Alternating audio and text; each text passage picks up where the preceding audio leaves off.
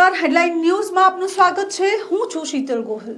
રવિવારે એકાએક સાંજે સુરત, વડોદરા અને હાલોલ કાલોલના જૈન સમુદાયના લોકો તથા મુનિઓ જે છે તે પાવાગઢની રાહ પકડે છે। પાવાગઢ જઈ ત્યાંના ટ્રસ્ટી સાથે પણ વાત કરે છે। ટ્રસ્ટી સાથે વાત કરતા તે પોતાની નારાજગી વ્યક્ત કરે છે, કારણ કે 500 વર્ષ જૂની જે મૂર્તિઓ આવેલી છે જૈન સમાજની, તે મૂર્તિઓને હટાવવામાં આવી રહી છે અને અમુક મૂર્તિઓ ખંડિત છે અને તૂટી ગઈ છે તેમ કહીને તેને સાઈડ કરવામાં આવી છે।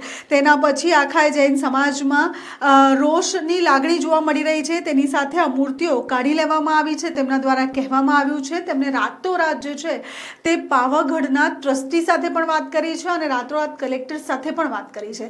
તેમને 3 થી 4 માંગણી કરી છે। જૈન સમુદાયના લોકોએ જે માંગણી કરી છે તે કંઈક આ રીતે છે। તેઓએ કહ્યું છે કે મૂર્તિ જેને ખંડન કરી છે તેની ધરપકડ જલ્દીમાં જલ્દી કરવામાં આવે। સાથે તેમણે કહ્યું છે કે 3 દિવસમાં આખી આ વાતનો ઉકેલ કરવામાં આવે। તેની સાથે જે મૂર્તિ હટાવી લેવામાં આવી છે તે મૂર્તિ જે જગ્યા પર હતી તે જગ્યા પર ફરીથી મૂકી દેવામાં આવે, એટલે યથાસ્થાને મૂર્તિઓને ફરીથી મૂકવાની પણ વાત તેમના દ્વારા કરવામાં આવી। તેમણે કહ્યું કે ગુનેગારોને કડકમાં કડક સજા પણ થવી જોઈએ। 2500 જેટલા જૈન સમુદાયના લોકો તથા મુનિઓ રાતોરાત પાવાગઢ પહોંચ્યા। સુરતના જે જૈન સમુદાયના લોકો છે તેઓએ સુરતમાં કલેક્ટરને આવેદનપત્ર પણ આપ્યું।